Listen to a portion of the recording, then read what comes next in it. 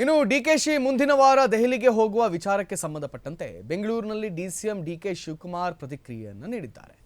ನಾನು ಹೋಗೋದು ಬರೋದು ಇದ್ದೇ ಇದೆಯಪ್ಪ ಅಂತ ಹೇಳಿದ್ದಾರಂತೆ. ಹಾಗಾದ್ರೆ ಈ ರಾಜಕೀಯ ಪಡಸಾಲೆಯಲ್ಲಿ ಏನು ಆಗ್ತಾ ಇದೆ, ನಿಜವಾಗಿಯೂ ಈ ಕುರ್ಚಿ ಫೈಟ್ ಎಲ್ಲವೂ ಕೂಡ ಮುಗ್ದೋಗಿದೆಯಾ ಅಥವಾ ಇನ್ನೂ ಕೂಡ ಜೀವಂತವಾಗಿದೆಯಾ ಅನ್ನುವಂಥ ವಿಚಾರ. ಇದೇ ವಿಚಾರಕ್ಕೆ ಸಂಬಂಧಪಟ್ಟಂತೆ ಡಿಕೆಶಿ ಅವರು ದೆಹಲಿಗೆ ಪ್ರಯಾಣ ಬೆಳೆಸ್ತಾ ಇದ್ದಾರೆ ಅನ್ನುವಂಥದ್ದು ಒಂದು ಕಡೆ ಆದರೆ, ಮತ್ತೊಂದು ಕಡೆಯಲ್ಲಿ ಹಾಗೇನೂ ಇಲ್ಲ ಅಂತ ಡಿಕೆಶಿನೇ ಹೇಳ್ತಾ ಇದ್ದಾರೆ. ಡಿಕೆಶಿ ಮುಂದಿನ ವಾರ ದೆಹಲಿಗೆ ಹೋಗುವಂಥ ವಿಚಾರ, ಬೆಂಗಳೂರಲ್ಲಿ ಡಿಸಿಎಂ ಡಿಕೆ ಶಿವಕುಮಾರ್ ಪ್ರತಿಕ್ರಿಯೆಯನ್ನು ನೀಡಿದ್ದಾರೆ. ನಾನು ಹೋಗೋದು ಬರೋದು ಇದ್ದೇ ಇದೆಯಪ್ಪ, ಹಾಗೇನಿಲ್ಲ, ಏನು ತಲೆ ಕೆಡಿಸ್ಕೊಳ್ಬೇಡಿ ಅಂತ ಹೇಳಿದ್ದಾರೆ.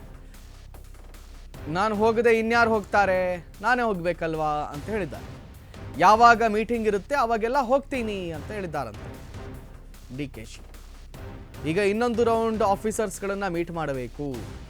ಯಾವ ಆಫೀಸರ್ಸ್, ಅದು ಬಹಳ ಪ್ರಶ್ನೆ ಆಗಿರುವಂಥದ್ದು. ಬೆಂಗಳೂರಿನಲ್ಲಿ ಡಿಸಿಎಂ ಡಿಕೆ ಶಿವಕುಮಾರ್ ಹೇಳಿಕೆಯನ್ನು ನೀಡಿದ್ದಾರೆ. ಕೇಳಿ ನೀವೇ. ಮುಂದಿನ ವಾರ ದೆಹಲಿಗೆ ಏನಾದ್ರು ಹೋಗ್ತಾ ಇದ್ದೀರಾ ನೀವು ಸರ್? ಮುಂದಿನ ವಾರ ನಾನು ಹೋಗೋದು ಬರೋದು ಇದ್ದೇ ಇದೆಯಪ್ಪ, ನಾನು ಹೋಗಿದೆ ಯಾರು ಹೋಗ್ತಾರೆ, ಯಾವಾಗ ಯಾವಾಗ ಕರೀತಾರೆ, ಯಾವ ಇರ್ತದೆ, ಯಾಗೆಲ್ಲ ಆಫೀಸರ್ಸ್ನೆಲ್ಲ ಮೀಟ್ ಮಾಡಬೇಕು. ಯಾವುದು ಅರ್ಬನ್ ಪ್ಲಾನಿಂಗ್ ಅಂತ ಒಂದು ಇದೆ, ಅದ್ರ ಬಗ್ಗೆ ಕೂಡ ಒಂದು ಡೀಟೇಲ್ ಬಂದಿದೆ. ನಮ್ಮ ಆಫೀಸರ್ಸ್ ಕಳಿಸ್ತಾ ಇದ್ದೀವಿ, ನಾಳೆ ನಾಡಿದ್ದು ನಮ್ಮ ಆಫೀಸರ್ಸ್ ಹೋಗ್ತಾರೆ.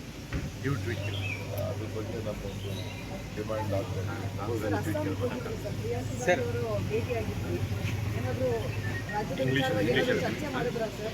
ನಮ್ಮ ರಾಜ್ಯದ ವಿಚಾರ ಅಲ್ಲ, ನಾಗೆಲ್ಲ Rahul Gandhi tweeted against the tariff issue, sir, and he also slams PM Modi. How do you look at that, sir? See, Rahul Gandhi is doing whatever is in the interest of the country.